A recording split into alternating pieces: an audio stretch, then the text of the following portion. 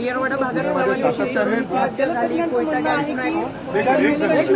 त्याचा फायदा झालाय.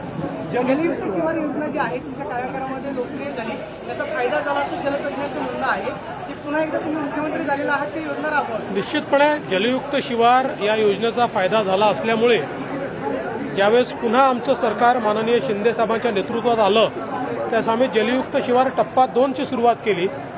तो टप्पा 2 आमचा 2.5 वर्षाचा होता, तो आता संपतो आहे.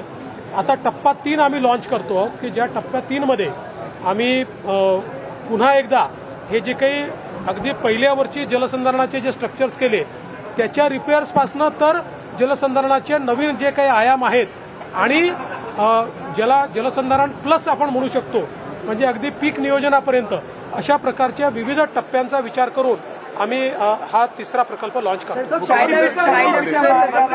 कोल्हापूरमधून विरोध होतोय असं तुम्ही म्हणाला. ते खरं आहे. कोल्हापूरपर्यंत लोकांचा विरोध नव्हता. कोल्हापूरला विरोध होता तर आम्ही हे ठरवलं होतं की विरोध पत्करून आम्हाला महामार्ग करायचा नाही. काल कोल्हापूरच्या लोकप्रतिनिधींची मी चर्चा केली.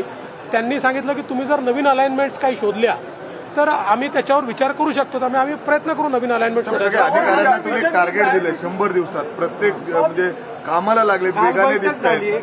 काय नेमकं असणार आहे त्याच्यामध्ये, कशा पद्धतीने पुढे वेगाने सगळी कामं होणार आहेत? पुण्यामध्ये बरीच कामं अजून सुद्धा प्रलंबित दिसत आहेत. प्रत्येक विभागाला एक कार्यक्रम आम्ही हातात घ्यायला लावला की 100 दिवसात तुम्ही काय करू शकता.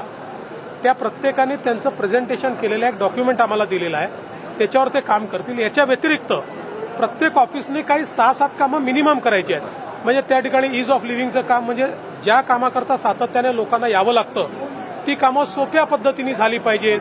अगदी सारी गोष्ट आहे. ऑफिसची सफाई झाली पाहिजे, पिण्याचं पाणी असलं पाहिजे, अधिकाऱ्यांचे ते कधी उपलब्ध असणाऱ्याचे बोर्ड असले पाहिजेत.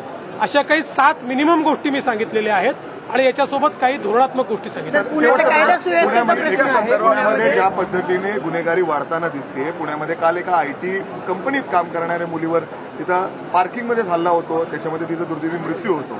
सातत्याने पुण्यामध्ये गुन्हेगारी वाढताना दिसते, कोयते गँग वाढताना दिसत आहेत, सहजपणे पिस्टल उपलब्ध होत आहेत, म्हणजे अनेक आरोपी म्हणजे टोळी युद्ध. मला असं वाटतं की हे खरं आहे की काही घटना निश्चितपणे घडलेल्या आहेत, पण आपण जर पुण्याचा व्याप बघितला, पुण्याचा विस्तार बघितला तर पुण्यामध्ये गुन्हेगारी खूप मोठ्या प्रमाणात वाढते असं म्हणणं योग्य होणार नाही. पण अर्थात एक जरी घटना झाली तरी ती गांभीर्याने घेतली पाहिजे. अशा काही घटना घडत आहेत, त्याच्याकडे आमचं लक्ष आहे.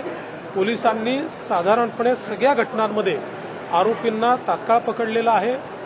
आरोपींना शिक्षा देखील या ठिकाणी झालेली आहे आणि आता आपण या ठिकाणी आपलं जे सीसीटीव्हीचं नेटवर्क आहे तेही मोठ्या प्रमाणात वाढवतो आहोत, जेणेकरून आपल्याकडे अशा प्रकारच्या घटना रोखण्याकरता किंवा एखादी दुर्दैवाने घटना झाली तर त्यात लोकांना शिक्षा झाली पाहिजे याकरता एव्हिडन्स आपल्याजवळ असेल हाही आपला प्रयत्न आहे.